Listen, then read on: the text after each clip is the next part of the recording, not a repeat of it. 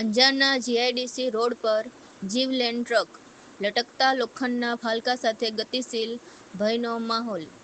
અંજારના GIDC road પર એક ટ્રક ડ્રાઈવર દ્વારા ગંભીર બેદરકારી દાખવવામાં આવી હતી. ટ્રકની ટ્રોલીમાંથી તૂટી ગયેલો લોખંડનો ફાલકો બહાર લટકતો હોવા છતાં પણ વાહનને રસ્તાની બાજુમાં ઊભું રાખવાની જગ્યાએ ઝડપથી ચલાવવામાં આવતું હતું. ટ્રકને જોઈને અન્ય વાહન ચાલકોમાં ભયનો માહોલ છવાઈ ગયો હતો.